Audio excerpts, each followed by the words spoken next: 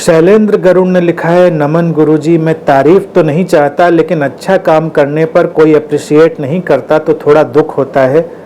उस काम का फायदा तो उनको होता है, कृपया इस पर कुछ कहें। देखो शैलेंद्र, क्या है कि यही मनुष्य का विकास है।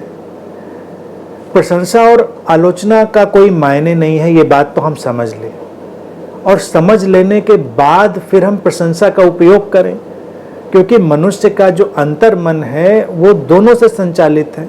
प्रशंसा लोगों को अच्छी लगती इसीलिए तो चलती है ना, चाटुकारिता भी, फ्लैटरिंग भी इसीलिए चलती है क्योंकि लोगों को अच्छा लगता है। तो जब हम व्यावहारिक रूप से थोड़े कुशल हो जाते हैं तो प्रशंसा का उपयोग करना चाहिए, और हम शुरू करें, दूसरे हमारी ना करें इसकी चिंता छोड़कर हम शुरू करें। और हमेशा ध्यान रखें कि हमारा जीवन हमारी ही प्रतिध्वनि है, तो पहले अपने को देखें, कहीं हम कंजूस तो नहीं है प्रशंसा करने में किसी के। निंदा के बारे में हमको थोड़ा अपने अंदर एक रेगुलेटर पैदा करना पड़ेगा।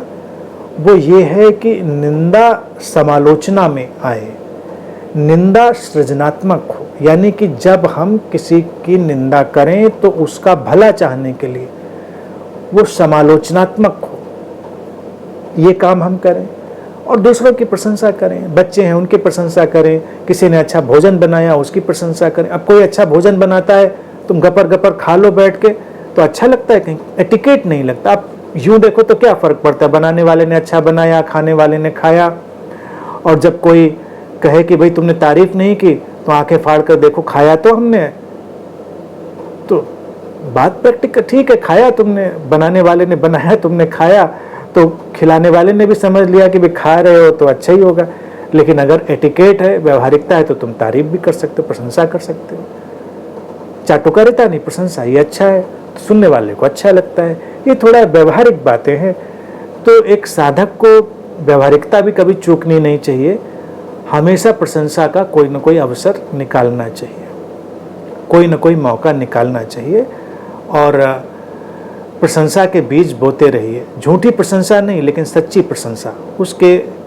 हाँ, तो बिल्कुल अगर आप करते हैं तो आप तक लौटेगी। लोग नहीं कर रहे हैं तो आप बस ये मान के चलिए कि थोड़े लोग कम एटिकेट वाले हैं जिनसे आपका सामना पड़ गया है, वो कम एटिकेट वाले हैं, तो इससे दुखी होने की बात नहीं। हाँ, थोड़ा बुरा लग सकता है, लेकिन अपना स्वभाव बनाए रखिए, अपनी तरफ से जो अच्छा करते हैं करते रहिए। लोग प्रशंसा नहीं करें तो इसका मतलब ही नहीं कि हम फिर अच्छा करना बंद कर दें। हम अपना स्वभाव जारी रखें अच्छा करने का, फिर एक दिन लौटेगा तुम तक। लोग क्या है ना कि उनको एटिकेट की ट्रेनिंग नहीं है। हमने समाज में एक्चुअल में क्या है ना, इसीलिए हर घर में वो ट्रेनिंग देने की ज़रूरत है। और हम अपने घर में अभी देख लें, हमने निंदा की ट्रेनिंग तो भरपूर दी है पैदा होते ही बच्चों को। अरे वो पड़ोस का लड़का, अरे वो लड़की, अरे हमारे पास तो एक से एक जुमले, एक से एक कहानियाँ, और हमारा बच्चा तो बिल्कुल अवतार पैदा हुआ है, और दूसरे के बच्चे तो बिल्कुल पता नहीं टपक गए हैं आसमान से, गलती से कहीं से। तो हमने तो एटीट्यूड यही बनाया है, तो हम शुरू से एटीट्यूड बदले ना।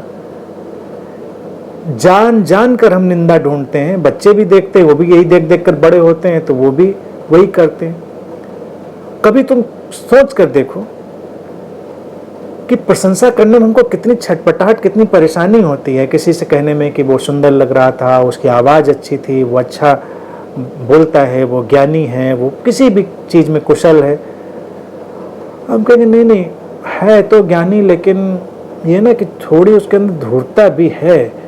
मतलब ऐसा नहीं कि आप समझो कि वो पूरा बड़ा अच्छा आदमी है, और अगर ज़्यादा अच्छा दिख रहा है तो कुछ गड़बड़ पक्की होगी, इतना अच्छा नहीं हो सकता। ये तो आए साहब और इतने अच्छे दिख रहे थे, तो ज़रूर इनके अंदर कुछ बेईमानी चल रही होगी, धूर्तता चल रही होगी। हम ट्रेंड हैं इस बात में, तो पूरा समाज ट्रेंड है, तो तुम भी ऐसे लोगों के बीच में पड़ जाओ तो इसमें आश्चर्य की बात क्या, क्योंकि बहुतायत में तो लोग ऐसे ही ट्रेंड हैं।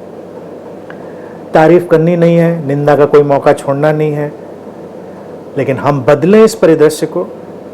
हमको जब मौका मिले इस परिदृश्य को बदलें, सच्ची प्रशंसा का कोई मौका ना छोड़ें, और निंदा जब भी करें तथ्यात्मक करें, समालोचनात्मक, सृजनात्मक करें और निंदा में करुणा का जो धागा है वो लपेटें। यानी किसी को जब कुछ कहें तो इसलिए कि जिससे वो सुधार कर सके, और लोग सुधरेंगे आसपास के तो तुम्हारा जीवन भी तो सुधरेगा ना। भाई तुम्हारे पड़ोसी अच्छे हों तो तुम भी तो शांति से रह पाओगे, लोग अच्छे हों बेहतर हों तो हम ये कोशिश कर सकते हैं ना। तो ये सारी चीज़ों को हम ध्यान में दें। बाकी तो ये बुरा लग सकता है, जो तुम कह रहे हो बुरा लग सकता है, लेकिन धीरे धीरे तुम अपने आप को ट्रेन करोगे तो उसमें भी तुम कुशल हो जाओगे, कोई बात नहीं, लोग ऐसे ही होंगे। अब तुम गए बंदरों को मूंगफली खिलाने, तो बंदर तो तुम्हारे सिर पे चढ़ के भी मूंगफली छीन सकते हैं, कभी कभी दांत भी किटकिटा सकते हैं।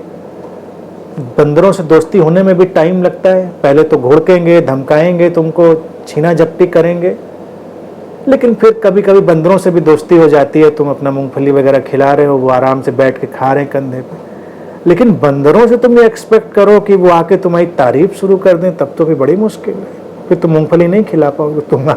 तुम्हारा शौक है मूंगफली खिलाना बंदरों को, तो खिलाओ, लेकिन अब उनसे ये उम्मीद करना कि वो आके तारीफ भी करें कि बहुत अच्छा आपने जो मूंगफली खिलाई, कमाल की मूंगफली थी, इतनी बढ़िया मूंगफली तो मैंने आज तक खाई नहीं, ये बंदरों से उम्मीद नहीं करिए।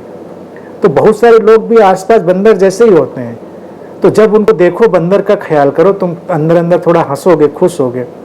यानी कि जब वो बस केवल छीना झपट कर रहे हो, तुम्हारी अच्छी चीज़ों को केवल उपयोग कर रहे हो मूंगफली की तरह, तो मान के चलो कि ये अभी बंदर वाली स्टेज में हैं, अभी थोड़ा एटिकेट होंगे, कल्चर्ड होंगे, तो वो भी सीख जाएंगे, थोड़ा इत्मीनान से बैठेंगे, इत्मीनान से मूंगफली लेंगे और तारीफ भी करेंगे। सब बंदरों से काहे को उलझना। और अगर उनमें तुम शकल भी बंदर की देखोगे तो तुमको और मजा आएगा, तुम और हंस पाओगे। ये लेकिन बताना नहीं किसी को, बस काम करना और देखना कि बंदर अब क्या रिएक्ट करते हैं। ये बंदर एटिकेट वाले हैं, तारीफ करते हैं, या बंदर दांत किटकिटाते हैं, ये क्या करते हैं, लेकिन है सब बंदर। समझ रहे ना।